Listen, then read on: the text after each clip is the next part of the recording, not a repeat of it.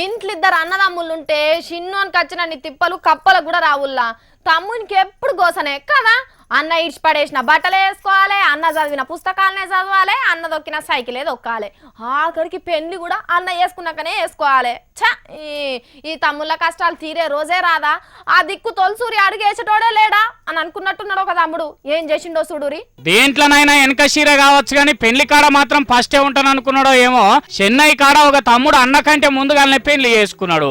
దీంట్లో చిత్రం ఏమున్నది అనుకుంటున్నారా? మరి ఆ తమ్ముడు పెళ్లి చేసుకున్నది ఏరే పిల్లని కాదు, అన్నకు పెండ్లం కావాల్సిన ఆమెను తమ్ముడు లగ్గం చేసుకున్నాడు. అదే పందిట్లో అన్న కోసం పెట్టిన అదే ముహూర్తానికి.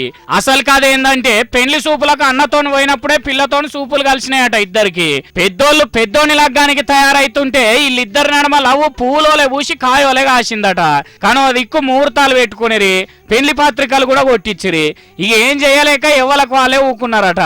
ఇక టైం కాగానే అయ్యగారు రాను పిల్లగాని పీటల మీద కూసబెట్టా మంత్రాలు చదవా. ఇంతసేపు మంచిగానే ఉన్నాడట తమ్ముడు పక్క పొంటే. తీరా తాళి కట్టే టైంకు పొల్ల సైగే చేసిందో మనోనుకుంటే గుబేలు అనే అన్నదో మీద పానం మీదనే పోయినట్టు అయిందో గాని అన్ననొక్క తన్ను దాన్ని పిల్ల మెడలో తాళి కట్టిండు తమ్ముడు. ఏ పాఠం ముందుగానే అనుకున్నట్టున్నాడు. జేబులో సపరేట్ తాళి చేయించుకొని వచ్చిండు. ఇక చూడండి, అటు అవతల బిడ్డ పెండ్లయింది, ఇటు యువతల ఇంట్లో పెండ్లయింది గాని వీళ్ళు ఖాయం చేసిన వాళ్ళతో కాలే. కోపం వస్తుంది కదా మరి పెద్ద మనుషులకు. ఇద్దరిని ఒక్క దిక్కేసి ఇయ్యర దంచిర్రట. ఎవ్వరు ఇంటికాలు పోయినరట. పందిట్లో మిగిలిన ఇద్దరు ఆలు మోగాలు ఒక్కటే ఒక్కింటికి పోయినరట. ఎట్లున్నది ముచ్చట.